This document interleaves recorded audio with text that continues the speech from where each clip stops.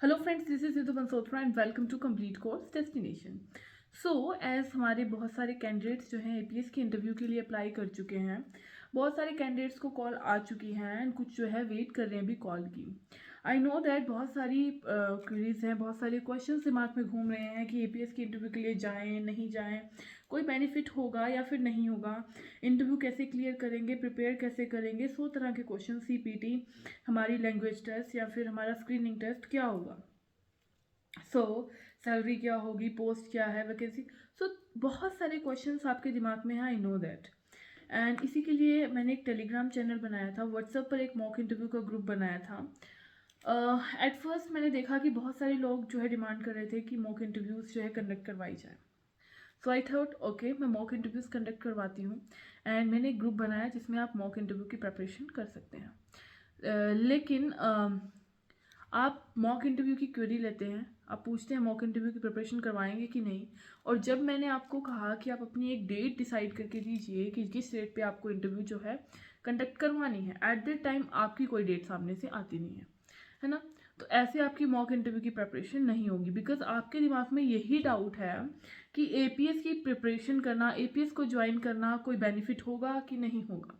So let me clear all of your doubts.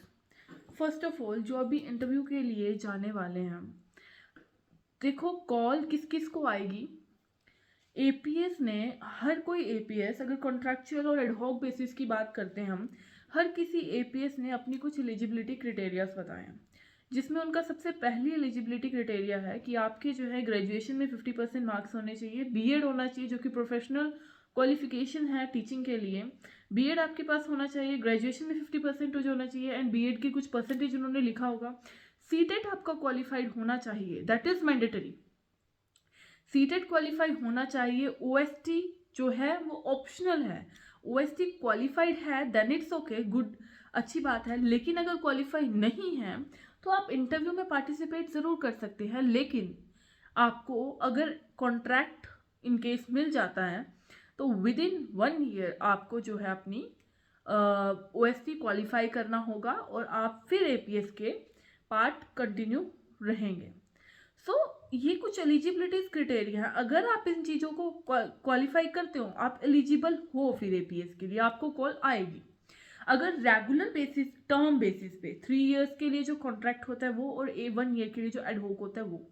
लेकिन अगर बात करें हम रेगुलर इंटरव्यू की, तो रेगुलर में जो कॉल आती है वो एज पर वैकेंसी, क्या पता वो स्क्रीनिंग करते हैं कि आपके ओएसटी में कितने मार्क्स हैं, ठीक है। अगर रेगुलर की बात करें तो कई बार क्या होता है, 90 परसेंटाइल से अबव बहुत सारी एप्लीकेशंस होती हैं, तो वो क्या करते हैं, जिन कैंडिडेट्स के 90 परसेंटाइल से ऊपर मार्क्स हैं तो वो उनको बुला लेते हैं इंटरव्यू के लिए।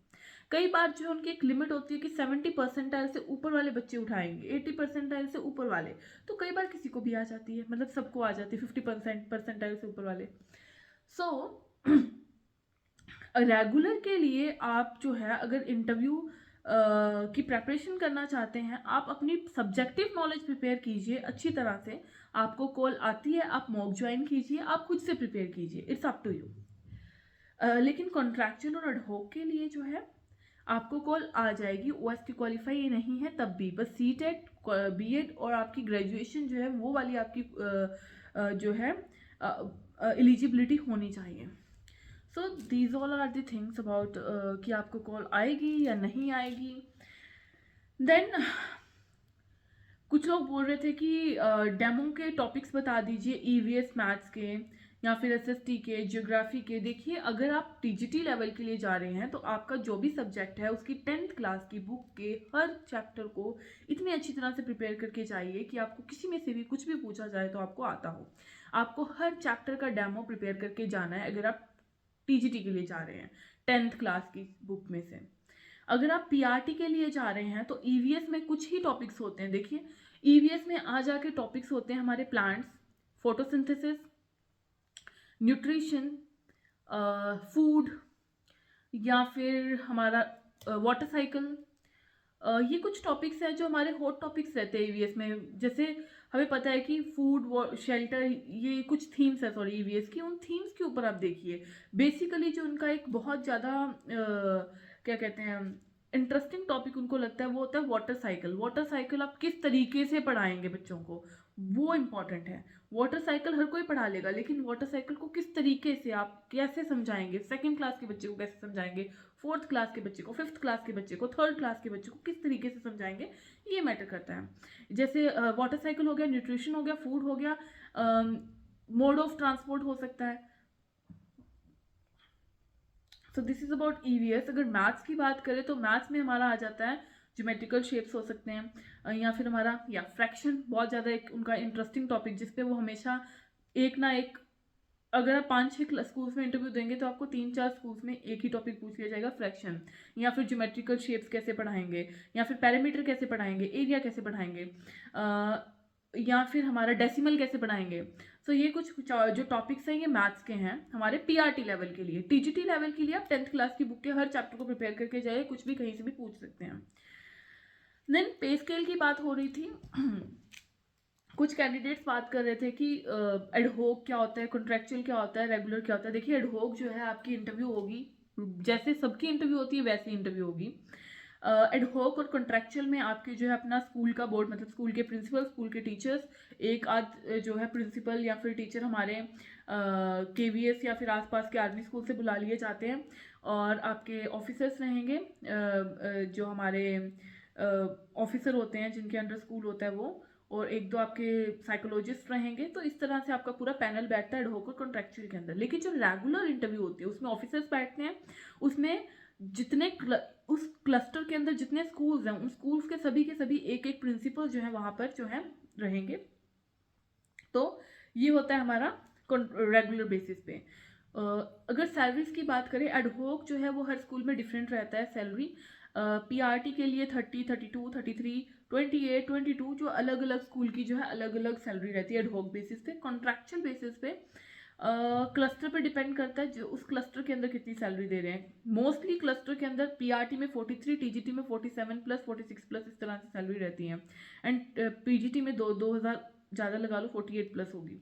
रेगुलर में जो है कॉन्ट्रैक्चुअल जितनी ही सैलरी रहती है, लेकिन उसके साथ आपको एचआरए जो है ऐड हो जाता है, तो थोड़ी सी सैलरी बढ़ जाती है। देन कुछ लोग पूछ रहे थे कि एलडीसी के लिए किस तरह से प्रिपेयर कीजिए। देखिए एलडीसी है हमारा क्लरिकल लेवल का। आपको यहाँ पर टाइपिंग टेस्ट होगा, टाइपिंग की प्रिपरेशन करनी है। सेकेंड थिंग आपको जो है किस तरह से आप स्कूल को मैनेज कर सकते हैं, क्योंकि आप अगर एलडीसी जा रहे हो तो ज़रूरी नहीं है कि वो आपको क्लर्क की ही जगह पर रखें, आपको कहीं भी रख सकते हैं, आपको रिसेप्शन की जगह रख सकते हैं, आपको किसी लैब में रख सकते हैं, कहीं भी लाइब्रेरी में रख सकते हैं, कहीं भी आपको जो है वो वहाँ पर अकॉर्डिंग टू उनकी नीड वो आपको यूज़ कर सकते हैं वहाँ पर। और आपको वहाँ पर स्कूल मैनेजमेंट के कुछ क्वेश्चंस पूछे जा सकते हैं। अगर कोई फर्जी पेरेंट आ जाता है आप किस तरह से उनको हैंडल करते हैं। आपको क्लरिकल लेवल चीज़ें आपकी जो है टाइपिंग अच्छी होनी चाहिए। And then is lesson plans जो है आपके हैंड रिटन होते हैं। अगर आपको मेल आई है स्कूल से और उसमें मेंशन किया गया है कि आपको लेसन प्लान कैरी करना है, then only you have to carry lesson plan. और हैंड रिटन या फिर printed, it's up to you. क्योंकि अगर जब आप इंटरव्यू के लिए जाते हैं वहाँ पर आपके लेसन प्लान्स कोई नहीं देखता, आपके टीचिंग एड्स कोई नहीं देखता। क्या देखा जाता है? Your skill of teaching. आप किस तरह से टीच करा रहे हैं, आप किस तरह से आप 100 तरह की चीज़ें अपने साथ मॉडल्स बना के ले जाएं। वो आपके मॉडल्स को नहीं देखेंगे, वो ये देखेंगे कि आप बिना मॉडल के वहाँ पर रूम में जितनी चीज़ें प्रेजेंट हैं उनको यूज़ करके, एग्जाम्पल्स को यूज़ करके कैसे आप अपनी टीचिंग को इफेक्टिव बनाते हैं। मान लीजिए मैं इंटरव्यू देने गई हूँ, मुझे उनको पढ़ाना है ज्योमेट्रिकल शेप्स, तो मैं कैसे पढ़ाऊँगी? मेरे पास कोई एक एक जो है कैंडिडेट है वो 100 तरह के मॉडल अपने साथ लेकर गया ज्योमेट्रिकल शेप्स के, लेकिन मैं बिना किसी टीचिंग एड के वहाँ पर पहुँची हूँ, तो मैं अपनी टीचिंग को उससे इफेक्टिव कैसे बनाऊँगी? अब देखिए, जब आप बिना टीचिंग एड के अपनी टीचिंग को उस कैंडिडेट से ज़्यादा इफेक्टिव बना देते हैं तो आपकी सिलेक्शन जो है 100% श्योर हो जाती है। आप वहाँ पर जाकर देखो, आप एक रूम में जाते हो, रूम खुद ब खुद एक एग्जाम्पल है जिससे आप पढ़ा सकते हो। रूम की शेप क्या है, रूम के फ्लोर की शेप क्या है, विंडोज़ की शेप क्या है, आपके हाथ में डस्टर रहता है, डस्टर की शेप क्या है, ब्लैक बोर्ड की शेप क्या है, या फिर वाइट बोर्ड जिस पे आप टीच करा रहे हो उसकी शेप क्या है, आपके हाथ में मार्कर या फिर चौक रहता है उसकी शेप क्या है, उसकी बॉटम की शेप क्या है, उसकी सरफेस की शेप क्या है, और उसके बाद फ़ैन होता है। 100 तरह की चीज़ें जो है रूम के अंदर प्रेजेंट होती है। इस तरह से रूम के अंदर प्रेजेंट चीज़ों को आप जब यूज़ करके अपनी टीचिंग का डेमो देंगे तो आपका जो है टीचिंग ज़्यादा इफेक्टिव होगी और आपकी सिलेक्शन 100% होगी। क्योंकि जब मैं भी अपनी इंटरव्यूज़ के अंदर जाती थी तो मैं कभी भी टीचिंग एड लेकर नहीं जाती थी। मैंने बहुत सारी इंटरव्यूज़ फेस की और क्लियर भी किया, लेकिन मैं कभी भी टीचिंग एड लेकर नहीं जाती थी, लेसन प्लान्स लेकर नहीं जाती थी। मैं अपनी टीचिंग को वहाँ पर प्रेजेंट चीज़ों से ही ज़्यादा इफेक्टिव बनाती थी, जिसकी वजह से आपकी सिलेक्शन होती है। देन पीआरटी के लोग पूछते हैं कि हाउ टू प्रिपेयर। ये सभी जो है लोगों के कमेंट्स आए हुए हैं, कुछ क्वेश्चंस जो उनके दिमाग में रहते हैं, तो उनका मैं यहाँ पर जवाब दे रही हूँ। और साथ में आपकी जो है जो लोग पहली बार वीडियो देख रहे हैं या फिर जो ज्वाइन करना चाहते हैं, जिनको कुछ पता नहीं है, तो वो उनको हेल्प मिलेगा। पीआरटी के कैंडिडेट्स को कैसे प्रिपेयर करना है। फर्स्ट ऑफ ऑल, अगर आप पीआरटी के लिए अप्लाई कर रहे हैं तो ये अपने दिमाग से निकाल दीजिए कि आप मैथ्स के टीचर हैं, आप इंग्लिश के टीचर हैं, आप साइंस के टीचर हैं, आप हिंदी के टीचर हैं। आप हिंदी के टीचर हैं, लेकिन आपको इतना आना चाहिए कि आप मैथ्स भी पढ़ा सको, ईवीएस भी पढ़ा सको, इंग्लिश भी पढ़ा सको। ठीक है, तो आप पीआरटी के लिए जा रहे हैं तो आप हर किसी सब्जेक्ट के लिए प्रिपेयर रहिए और उसके बाद जाइए। बिकॉज मैं अपनी एक इंटरव्यू एक्सपीरियंस बताती हूँ। मैं एक बार एक इंटरव्यू के अंदर गई थी जहाँ पर मैंने पीआरटी के लिए अप्लाई किया था। तो मैं जस्ट एक्सपीरियंस करने गई थी कि वहाँ पर किस तरह से मैं जो है इंटरव्यू दे सकती हूँ पीआरटी की। तो वहाँ पर मुझसे मेरी इंटरव्यू बहुत अच्छी चल रही थी, हर क्वेश्चन के जवाब सही जा रहे थे। अचानक उन्होंने मुझसे हिंदी का कोई क्वेश्चन पूछा एंड मैंने उनके सामने बोल दिया, सॉरी मुझे हिंदी नहीं आती, because I am not a Hindi teacher, because मेरे सब्जेक्ट साइंस मैथ्स हैं, तो मुझे हिंदी कैसे आएगी। They said you have applied for PRT post ma'am. आप पीआरटी के लिए अप्लाई कर रहे हैं तो आपको हिंदी, इंग्लिश, एसएसटी, साइंस सब कुछ आना चाहिए जो आप बच्चों को पढ़ा सकते हैं। एट द टाइम उन्होंने मुझे कहा आप स्वर टीच कीजिए। और आई चलो वो बात अलग है, मैंने वहाँ पर बोल दिया that I can't teach Hindi, sorry, because I can't share half knowledge with my students, because मुझे ही जब पता नहीं है तो how can I teach students. उनकी फ्यूचर मैं ख़राब नहीं कर सकती हिंदी पढ़ाकर। So that's I didn't my interview because of these things, but you can't do this. ये मैंने इसलिए किया था because I was already selected in my other interview and I got select, I have to join that school. मैं just एक experience लेने गई थी। So this is the thing, you have to be flexible in PRT. आपको कहीं भी कुछ भी पढ़ाना आ सकता है। आपको मैथ्स पढ़ाने के लिए दे सकते हैं बिकॉज इन ईवीएस वहाँ पर मैथ्स हैं। आपको हिंदी के स्वर, व्यंजन, वटेवर, सो सब कुछ पूछा जा सकता है। देन सीटेट के मार्क्स की बात करते हैं तो सीटेट के मार्क्स आपको सिर्फ सीटेट क्वालिफाई होना चाहिए, मार्क्स मैटर नहीं करते हैं। सीपी आपका ओएसटी के मार्क्स, परसेंटाइल मैटर नहीं करते हैं, लेकिन आपको कॉल आ जाए उसके बाद आपकी इंटरव्यू मैटर करती है ओनली। आपका सीपीटी के अंदर क्वालिफाई होना चाहिए, बाकी उसके भी मार्क्स आपके जो है इतने मैटर नहीं करेंगे। इंटरव्यू एक्सपीरियंसेस शेयर जो है मैं आपके साथ करती रहती हूँ। जो भी बातें मैं आपको यहाँ पर वीडियोस में बताती हूँ वो आप मेरे इंटरव्यू के ही एक्सपीरियंसेस होते हैं जो मैं आपके साथ शेयर करती हूँ। बाकी अगर आपको एक एग्जैक्ट प्रेपरेशन करनी है इंटरव्यू की तो मॉक इंटरव्यू के लिए मैंने व्हाट्सएप ग्रुप बनाया है, कॉन्टैक्ट नंबर मैंने शेयर किया है टेलीग्राम पर। आप उस व्हाट्सएप नंबर पे ग्रुप को ज्वाइन कर सकते हैं और आप अपनी मॉक इंटरव्यू जो है कंडक्ट करवा सकते हैं। That's up to you.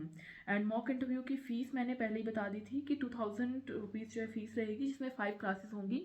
In 5 classes के अंदर जो है फर्स्ट क्लास आपकी जो है इंट्रोडक्शन की होगी, जिसमें जो कि बिल्कुल फ्री होगी, और उसके अंदर आपकी इंट्रोडक्शन, आपका लेवल चेक किया जाएगा। फिर उसके बाद अकॉर्डिंग टू योर लेवल आपकी जो है रेमेडियल क्लासेस होंगी 3।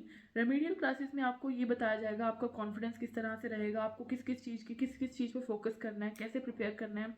आपको आपकी इंटरव्यूज़ ली जाएंगी। एंड जो लास्ट क्लास होगी वो आपकी ग्रुप इंटरव्यू क्लास होगी, जिसमें बहुत सारे कैंडिडेट्स को इकट्ठे बिठाया जाएगा और आपको एक इस तरह से बैठना होगा जैसे आप इंटरव्यू में बैठे हैं, और आपकी एक प्रॉपर इंटरव्यू कंडक्ट करवाई जाएगी। और ये सब सेशंस जो है आपके इंडिविजुअल होंगे। सो ये सब कुछ मैं पहले भी बता चुकी हूँ। तो अगर आपको ज्वाइन करना है तो आप व्हाट्सएप पे जो है ज्वाइन कर सकते हैं मॉक इंटरव्यू का ग्रुप।